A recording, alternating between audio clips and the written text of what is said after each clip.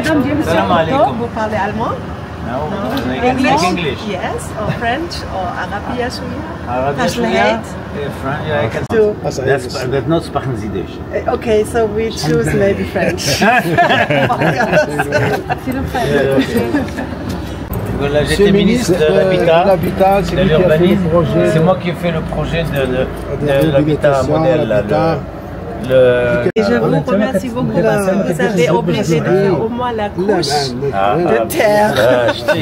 Allah. Et pour nous, on aurait mis. Vous savez que nous avons fait passer de notre temps un texte qui permet de construire en pisé, d'accord, en pisé, tout en étant anti-sismique. C'est-à-dire contre les... Moi, c'est comme vous voulez. Hein. Je suis arrivée au Maroc à cause de cela. Quand j'ai fait mes études à Stuttgart, en Allemagne, ça fait 20 ans. Le thème pourquoi je suis arrivée au Maroc, c'est l'architecture. Et c'est aussi l'architecture costaud contre le séisme. Contre le séisme. Parce qu'il y avait Hossima. J'ai travaillé avec Taïbi, de l'ENA. Oui, absolument. Et on a le premier inspecteur à Marrakech. Oui, monsieur Charad, formateur. Très bien. Était notre guide. Et puis j'ai fait un stage chez Charad. Vous n'avez pas travaillé avec l'architecte qui était ici? Comment elle s'appelait déjà? La femme, ça aussi. Oui, alors qu'on veut bien préserver l'architecture ici et travailler pour cela. On a travaillé avec mon art. Mieux, surtout à l'époque, c'était très difficile. D'accord. Et on a créé une école. On a créé une école primaire.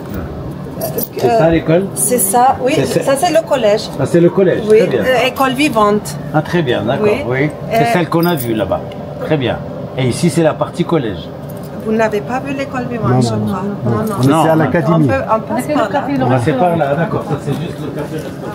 ليش سميتوها l'école vivante? Voilà.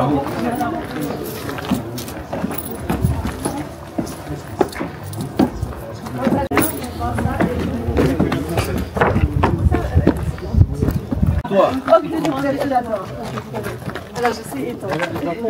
Ito. Ma femme d'appeler notre fille Ito. Et elle n'a pas voulu parce qu'elle n'est pas de Mazir. Donc elle a dit non. Alors ça c'était notre première maison, ma première construction qu'on a fait. On a logé les touristes, après on a dit on fait d'école. On a créé une école primaire et on travaille avec le programme national du Maroc. On est agréé avec Massar et tout. D'accord. On était même dans le rapport de nouveau développement de la commission de Roi. Nouveau modèle développement, oui. On était une école modèle dedans. Ah. L'école vivante. Ils sont venus ici? Oui, plusieurs fois. Oui. Wassini aussi, l'architecte. Oui, tout à fait. Oui, il nous connaît bien. Oui. Et alors, nous sommes maintenant un centre éducatif pour les enfants. J'ai passé le pied en bas là-bas.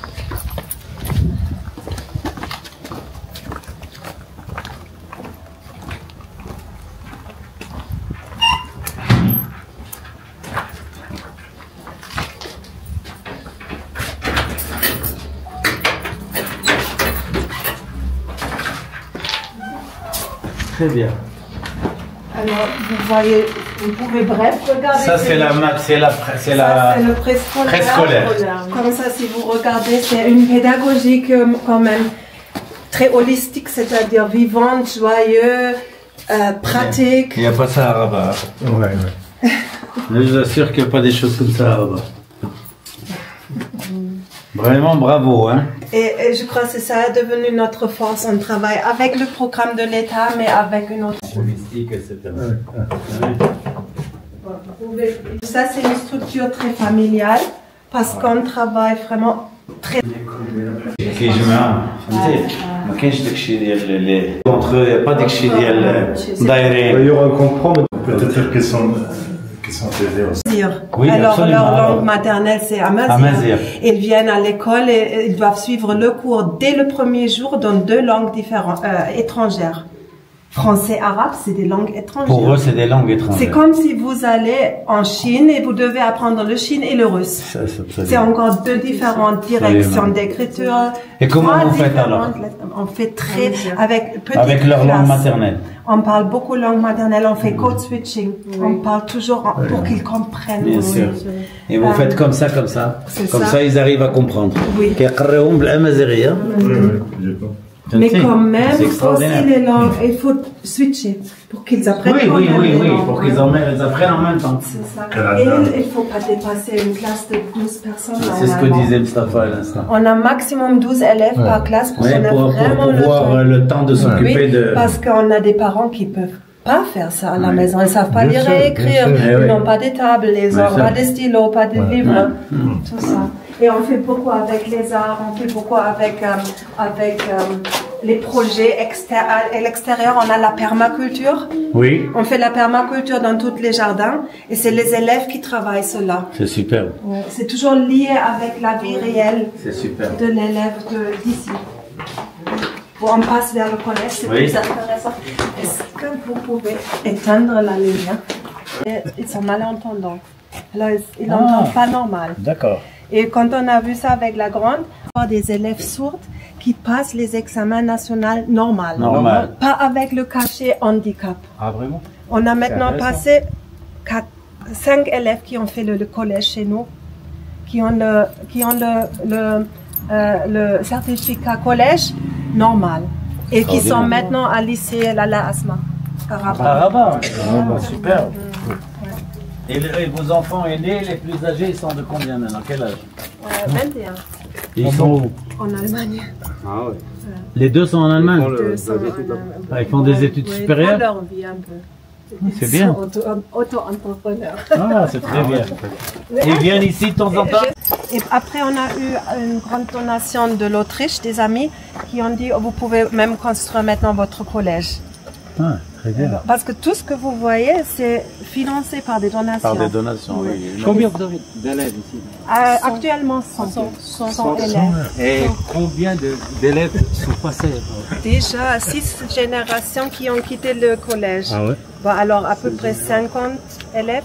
Quand ils quittent le collège, ils vont au lycée? Ils vont au lycée de Taban. De Taban. Ils font le bac là-bas et on a la première génération qui finit la fac cette année. Ah oui, une manière. Ah, super. Ils ont eu leur licence, c'est ça? Oui, j'espère peut-être un qui revient comme prof ou là. Ah ils ben, m'ont parlé d'un concept.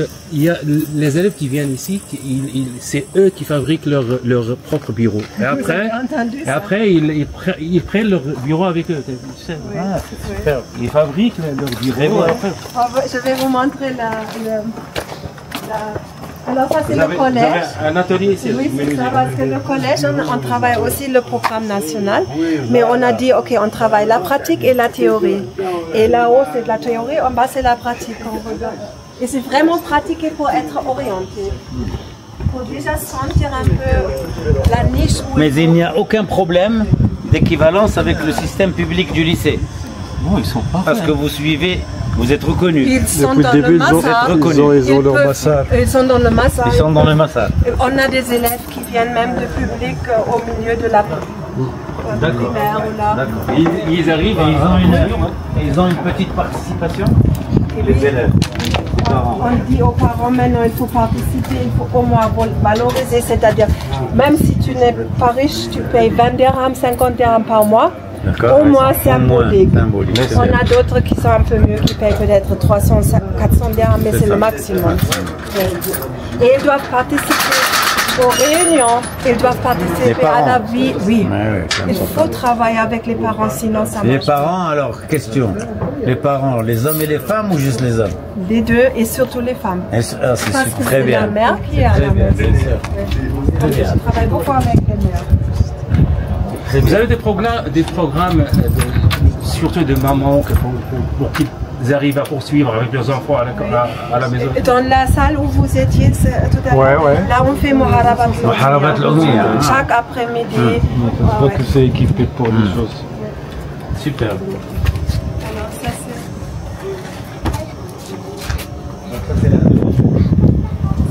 c'est vraiment multifonctionnel, c'est industriel, là on fait tout ce qui est pratique, on fait la menuiserie, On fait le sport, on a le mur d'escalade, on a les trapèzes, on peut faire des théâtres ou des grands cercles. Ça, c'est vraiment pour travailler actif.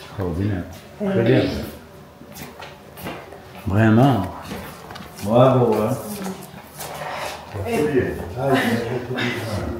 Ça, c'est la salle des arts, mais on utilise pendant l'été pour sécher le... Il n'y a pas de classe maintenant. Ah, pour sécher le... Ah. Mais en septembre, il va avoir C'est quoi ça? C'est la salle des arts, des beaux-arts. C'est bien. Mais on est en train de sécher pour faire le pain à l'académie. D'accord. Avec les graines bio. Ah, superbe. Tu as vu ça? En attendant. Il n'y a pas ça. Non. Même nos profs, ils disent on n'a pas eu ça pendant les études. Ouais. Pour eux, c'est nouveau. Ouais. Oui, ça fait longtemps que les labos. Il n'y a plus les labos dans C'est un talent de lycée. Bien sûr. Et nous, on prend par Tout exemple. est théorique, voilà. Vraiment les élèves qui prennent.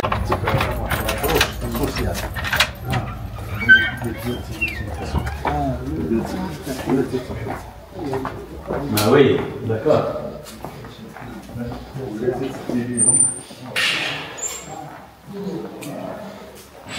Responsable l'élève, qu'il arrive à apprendre autonome et avec ses propres bureaux.